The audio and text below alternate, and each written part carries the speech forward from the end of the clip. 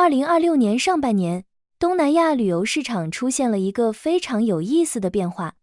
有的国家游客数量疯狂增长，有的国家依然人山人海，却感受到了隐隐的压力。而还有一个国家，它的游客增长并不算夸张，但赚到的钱却涨得飞快。这个国家就是新加坡。我们先来看一组数据。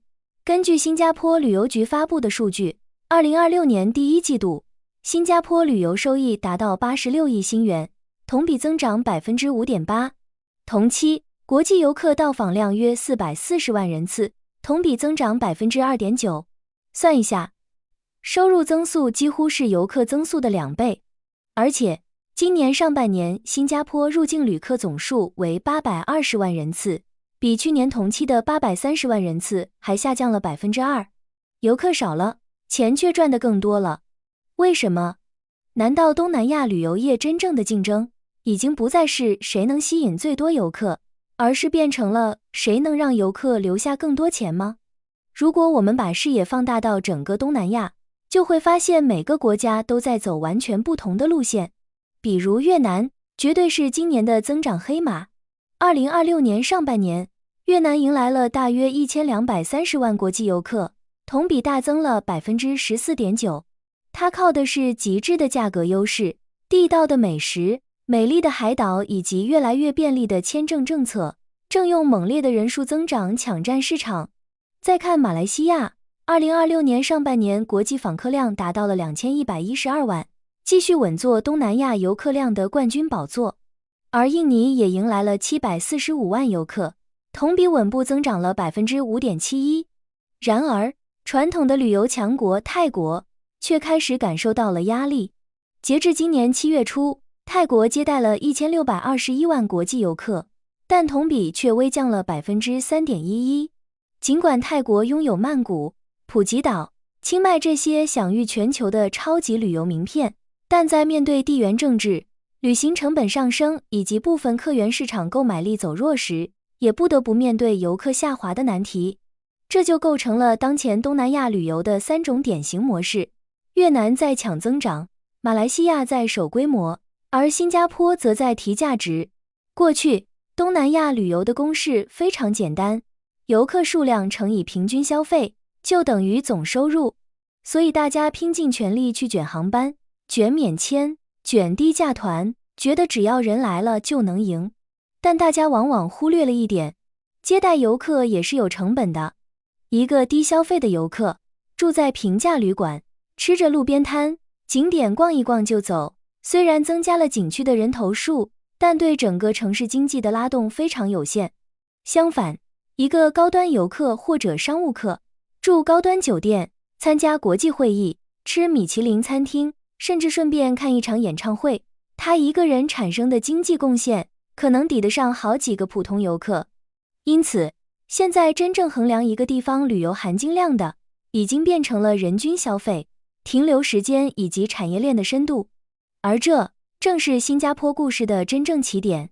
新加坡当然需要游客，但它的问题和泰国、越南、马来西亚不完全一样。新加坡没有大面积海滩、超大土地、低成本旅游、无限扩张的旅游景区。如果跟别人拼谁能接待更多游客，未必有优势。于是新加坡选择了另外一套逻辑，让每一个游客在城市里产生更多消费。拆开来看，有几个方向。第一，高端酒店与购物餐饮。新加坡不是简单增加床位，而是提高住宿消费。乌节路、滨海湾、奢侈品、米其林餐饮、小贩文化，让旅游消费从看景点变成住宿加购物加餐饮加娱乐。新加坡旅游局明确指出，购物消费是旅游收益增长的关键驱动力，主要得益于游客在高价值零售类别上的强劲消费。第一季度观光、娱乐和博彩方面的支出同比增长 22.8%， 达到20亿新元，购物消费增长 7% 至14亿新元。第二，会展经济。这是新加坡非常关键的一张牌。会议、展览、奖励旅游、企业活动。一个普通游客可能玩3天，而一个商务游客可能会议3天加商务餐加购物加娱乐加延长住宿。会展旅游不是旅游业的附属品，而是旅游经济的高价值入口。2025年，新加坡 MICE 旅游收益达到23亿新元，同比增长 35%。2026年2月的新加坡航空展吸引了来自130多个国家和地区的 6.5 万名商业访客，创下历史新高。此外，3月的亚太海事展、4月的亚洲食品与酒店展等，都吸引了数以万计的访客。